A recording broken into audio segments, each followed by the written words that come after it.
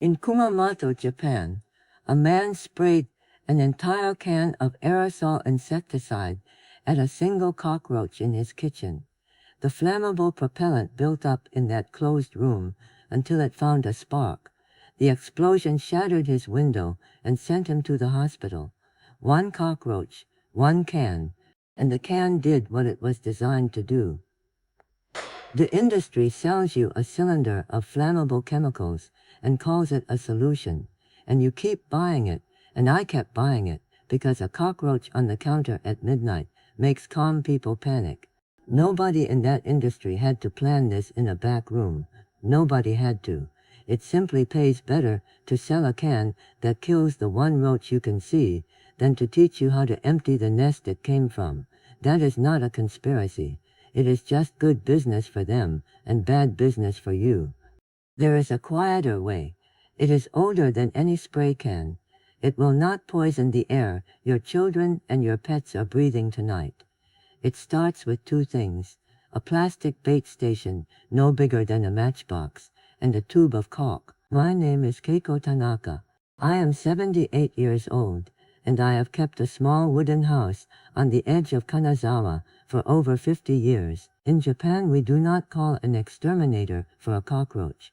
We were taught by our mothers and grandmothers how to handle them quietly, safely, and for almost nothing. It was ordinary knowledge. The way knowing how to cook rice is ordinary knowledge. You learned it in the kitchen, not from a company. What I am going to show you today is one method explained thoroughly. I am not going to rush through a list. I am going to walk you through each step and tell you why it works, so that by the end you do not just know what to do.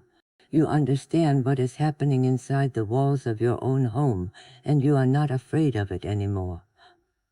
Picture the last time you sprayed a cockroach. You pressed the nozzle, the roach curled and stopped moving, and you wiped it up with a paper towel. Done, except it was not done. The active chemicals in that improthrin and phenolphthrin are contact killers. They destroy the nerve system of the one roach standing in front of you, but the 20 or 30 others tucked behind your refrigerator, nested inside the warm gap where the motor hums, they never touch the mist. They are alive, and they are breeding. You killed a scout. The colony did not notice, and now the kitchen smells like it, that sharp petroleum sweetness that sits in the back of your throat. You sprayed with the windows shut because it is July and the air conditioning is running. So the chemical hangs. It settles on the counter where you will make breakfast in 6 hours. It drifts across the room toward the fish tank by the window. Imiprothrin and phenolphthrin are highly toxic to fish and other cold-blooded animals. If you keep an aquarium or a terrarium with a lizard or a turtle, the spray you just used to kill one cockroach is now slowly poisoning the pets you are trying to protect. This is the pattern. You spray, you kill one, the smell fades, another appears a few nights later, and you spray again. Every can is a single transaction. It solves tonight. It does not solve the nest, and nobody had to design it that way on purpose. It simply pays better to sell a product that handles one roach at a time and brings you back to the store next month than to teach you a method that empties the colony for good. That is not a scheme. It is just the ordinary gravity of commerce, and it has kept millions of kitchens stuck in the same loop for decades. There is a different principle, and it starts with a question. What if, instead of killing the roach you can see, you let it walk home alive? Inside that small plastic station is a mixture of two things: a food the cockroach finds attractive, and a toxicant that works slowly. Slowly is the word that matters. If the poison killed on contact the way a spray does, the roach would die right there beside the station, and the nest would never know anything had changed. The slow action is not a flaw. It is the entire design. The cockroach eats. It feels fine. It walks back along the baseboard, back behind the warm motor of your refrigerator, back into the gap in the wall where the others are waiting, and it shares. Cockroaches feed each other, they groom each other, they touch constantly in those tight, dark spaces. The toxicant moves from one body to the next, and then to the next, carried deeper into the colony by the very habits that keep the colony alive. One roach that ate from the station can reach dozens of others that never came near your kitchen counter. The nest poisons itself from the inside. You did not chase it. You did not flood it with chemicals. You simply offered something it wanted and let its own nature carry the work forward. Think about how different that is from the spray can. The spray is panic. You see a roach, you grab the can, you fire, you feel like you did something. And you did. You killed one. The station is patience. You place it, you walk away, you go to bed. Nothing dramatic happens that night. But inside the walls, quietly, the colony is declining. You will not see it happen. You will only notice after a week or two that the kitchen is still at midnight. That is how you know it is working. Now, the station itself is designed with your household in mind. The toxicant is enclosed inside the plastic housing. A cockroach can enter and eat, but a child's finger or a dog's tongue cannot reach what is inside. It sits flat against the baseboard, out of sight, and it does not release anything into the air. There is no smell, no mist, no residue on the counter. It simply waits. But the station handles the colony.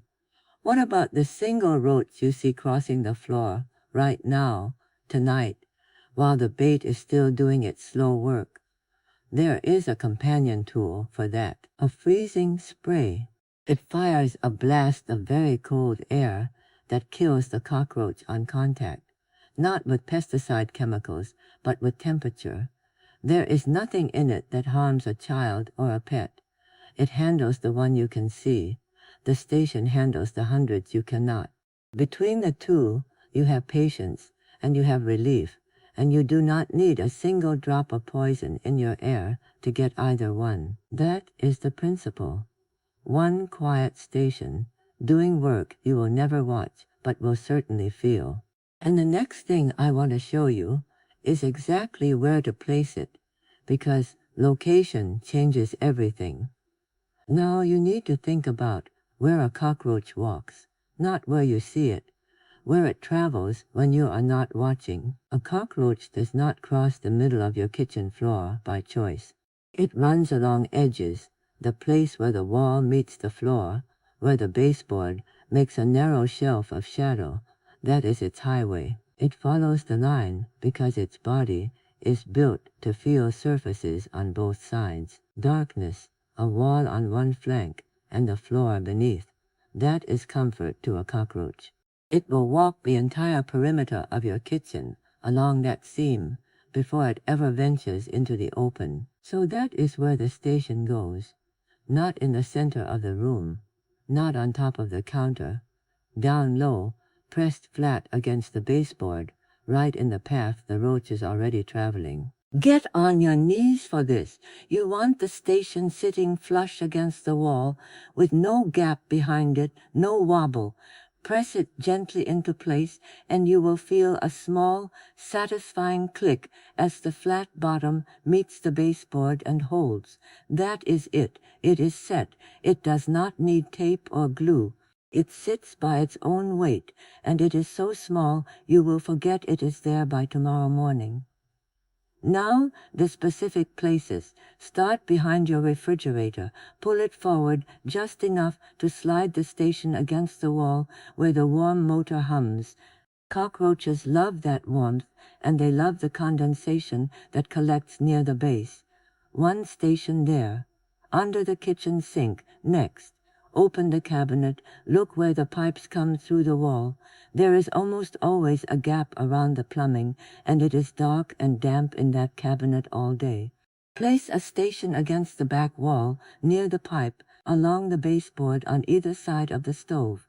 The grease and food residue that collects behind a stove is a meal for a cockroach, and they will travel the baseboard to reach it, near any water source. If you have a bathroom on the same floor, place one behind the toilet where the supply line meets the wall. That small space is dark, undisturbed, and close to moisture. Every one of these locations shares the same three qualities. It is dark, it is along an edge, and it is near water. If you remember those three words, you can place stations correctly in any room of any house. Once they are down, you will not smell anything, you will not hear anything. There is no residue on your counter, no mist in the air, no chemical taste in the back of your throat. The station sits quietly, doing its work in the dark, exactly where the cockroach expects to find food. But the station only works completely if you do one more thing, and this is the part most people skip. Everything you have done so far means nothing if you leave the water out. A cockroach can live for a month without food. It cannot live for a week without water. That single fact changes the way you think about every step we have covered. The bait station offers food laced with a slow toxicant, and the cockroach will eat it. But if there is a puddle of clean water sitting 3 feet away, the roach is comfortable. It is not desperate. It will wander, it will drink, it will take its time. A comfortable cockroach is a slow cockroach, and slow means the bait takes longer to reach the full colony. You want the roach thirsty. A thirsty roach goes looking for anything it can consume, and when the only thing available is the station pressed against your baseboard, it eats sooner, it eats more, and it carries the toxicant home faster. So tonight, before you go to bed, I want you to do 3 things. First, pick up the pet water dish. I know, your dog drinks from it at night, and your cat visits it at 2 in the morning.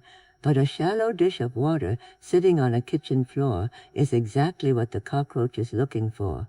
Set it on the counter or put it away, and set it back down first thing in the morning. Your pets will adjust within a day or 2. The cockroaches will notice the same night. Second, dry your sink and your bathtub after the last use of the evening.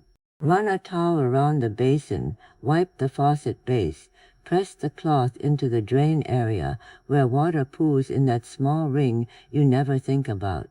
Do the same in the tub. It takes 40 seconds, and it removes the largest open water source in your home. Third, and this is the one almost nobody thinks of, walk to your refrigerator right now. Run your hand along the base, where the metal meets the floor. If your fingers come back wet, that is condensation from the cooling system, and it has been dripping there every day for as long as you have owned the appliance. Wipe it dry with a cloth tonight, and check it again in a few days. That thin film of moisture, invisible to you when you are standing upright, is a reliable drinking source for every cockroach traveling along the base of your kitchen wall. You are not doing this to punish the roach. You are doing it to guide it. When the free water disappears, the cockroach has 2 choices: leave or search harder for something to consume. And the station is right there, sitting flush against the baseboard, waiting. This is the step that separates a kitchen that clears in a week from a kitchen that takes a month. The bait works either way. I will not mislead you about that. If you place the stations and change nothing else, the colony will still decline, but it will decline slowly, and slowly means more nights lying in bed, hearing that dry whisper of legs across your kitchen tile. Every water source you remove tonight is one more reason for the cockroach to visit the station tomorrow. Do the small, uncomfortable thing. Dry the sink, move the dish, wipe the base of the refrigerator. It is not exciting. It will not feel like a victory. But by the 3rd or 4th morning, when the kitchen is quiet and the counter is clean, and you did not hear a single sound in the dark, you will understand what the water was doing all along. Now, There is still one opening they are using to get inside, and sealing it is simpler than you think. Everything you have done so far, the stations, the dry sink, the empty water dish, all of it handles the colony that is already living inside your walls. But there is a question you have not asked yet. How did they get in? A cockroach can flatten its body and push through a gap as thin as a credit card. Hold a card against the frame of your front door tonight and look at the space beneath it. If you can see light under the door, or if you can slide that card through without resistance, then a cockroach can walk through the same opening as easily as you walk through a hallway. That narrow line of air between the bottom of the door and the threshold is not a crack to a cockroach. It is a gate, and it has been open every night since you moved in. I want you to check 3 places. These are the most common entry points in any home, and between them they account for most of the traffic coming in from outside. The first is under your kitchen sink. Open the cabinet and look at the back wall where the water pipes come through. You already placed a bait station there. Now look at the pipe itself, where it passes through the hole in the wall. Almost always, that hole is wider than the pipe. There is a ring of space around it, sometimes narrow, sometimes wide enough to fit your fingertip. That ring is a doorway. Take a tube of silicone caulk, press the tip into the gap, and run a slow bead all the way around the pipe until the space is sealed.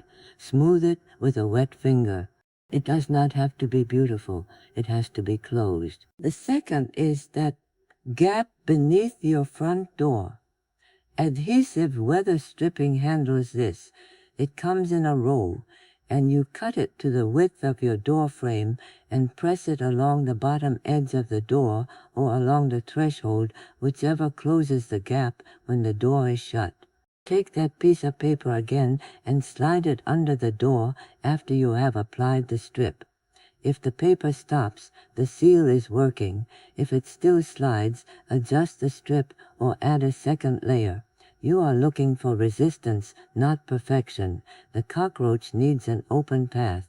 Even a tight one will turn it away. The third is the seam where your baseboard meets the floor. Get down on your knees again, the way you did when you placed the stations, and look along the base of the wall in your kitchen and bathroom. In older homes especially, that seam separates over time. The wood shifts, the floor settles, and a thin line of darkness opens between the bottom of the baseboard and the surface of the floor. Run a bead of caulk along any section where you can see or feel a gap. Press it in with your finger, wipe the excess, and move on. This is not treatment. This is prevention. The bait station is killing the colony that already lives behind your walls. The sealed gaps keep new cockroaches from replacing the ones the bait removes. Without both, you are emptying a room while the back door stands open. With both, the population inside declines, and nothing from outside comes in to rebuild it. We do not need to seal every crack in the house tonight. Start with those 3. The pipes under the sink, the bottom of the front door, the baseboard seam in the kitchen, a tube of caulk, a roll of weather stripping, and 20 minutes on your knees. That is all it takes to close the doors you did not know were open. There is one more tool that belongs in this method, and you do not need to buy it. It is already in your closet. You have a vacuum cleaner in your closet, and it is more useful against a cockroach than you have probably ever considered. A vacuum with a HEPA filter does something no bait station or freezing spray can do. It physically removes the cockroach from your home in the moment you see it. The suction pulls the roach into the canister or bag, and the impact and turbulence inside kill most of them on contact. There is no chemical involved. There is no residue left behind. You do not have to get close enough to touch it or step on it or chase it across the counter with a paper towel. You press the nozzle to the floor, and the roach is gone, and the only sound is the one the vacuum always makes. I know what you are thinking. This feels too simple. A vacuum cleaner is not a pest control method. It is something you use on Saturday to clean the rug. But simple is not the same as weak. What you are doing is removing, physically and completely, the roaches that the bait has not reached yet. The stations are working quietly inside the walls, dismantling the colony over days. The freezing spray handles the lone roach crossing the kitchen tonight. And the vacuum handles the cluster you find when you pull out the stove to place a station, and 3 of them scatter along the baseboard at once. It is the immediate relief tool. It gives you something to do right now with your own hands while the patient work continues in the dark. But there is one thing you must do afterward, and if you skip it, you will undo everything. Change the bag, or if you have a bagless canister, empty it immediately. Do not leave it sitting in the machine overnight. Cockroach eggs are small, and they are durable, and they can survive inside a vacuum bag and hatch days later. Take the bag out, place it inside a garbage bag, tie that bag closed, place it inside a second garbage bag, and tie that one closed too. Then take it outside to the bin, 2 bags sealed tight, out of the house the same evening. This is the part that matters. The vacuum is fast, and it is satisfying, and it puts you back in control of your own kitchen floor. But it is only one piece. The freezing spray kills the one you see. The vacuum removes the group you find. And behind the baseboard, in the dark, the bait station is still doing the work that none of these tools can do alone. There is one more thing I want you to understand, and it is the reason this whole method holds together when the spray can never could. Everything you have done over these last days is one method, not a collection of separate tricks. And the reason it works when the spray can never did is that it does not fight the cockroach. It thinks the way a cockroach thinks. The bait station sits against the baseboard, offering food laced with a slow toxicant. The cockroach eats, walks home alive, and shares what it carried with every body it touches in the dark. The colony poisons itself from within, roach by roach, without a single drop of chemical entering your air. That is the first layer, and it is doing its work right now inside your walls, whether you are awake or asleep. The seal gaps, the caulk around the pipe under your sink, the weather stripping beneath your front door, the bead along the baseboard seam, those are the second layer. They do not kill anything. They simply close the doors you did not know were open, so that nothing from outside walks in to replace what the bait is removing inside. Without the seal, you are emptying a room with the back entrance standing wide. With it, the population has nowhere to replenish from. The dry kitchen is the third layer. You took away the standing water, the pet dish, the wet ring in the sink drain, the condensation along the base of the refrigerator. A thirsty cockroach goes looking for anything it can consume, and the only offering left is the station. You did not force it there. You guided it, the way water finds a channel when you close every other path, and the vacuum and the freezing spray are the fourth layer, the one that gives you something to do with your hands tonight while the patient layers work behind the walls. The freezing spray kills with cold air, not pesticide, so it is safe around children and pets and fish. The vacuum physically removes what the bait has not yet reached. Between them, you have immediate relief. Between the bait and the sealed gaps and the dry counters, you have a colony that is quietly disappearing. My mother-in-law taught me this in her kitchen near Kanazawa when I was a young bride. I had come into the marriage with the habit everyone has. You see a cockroach, you grab what is closest, you swing or you spray, and you feel as if you have done something useful. She watched me do it once and said nothing. The next morning she placed a small station behind the stove and told me to leave it alone. I did not understand why until 2 weeks later, when I realized I had not seen a single roach in the kitchen for days. She said something I have never forgotten. You do not fight a cockroach with noise and chemicals. You set a quiet trap and let patience do the work. I think of her when I think of the man in Kumamoto.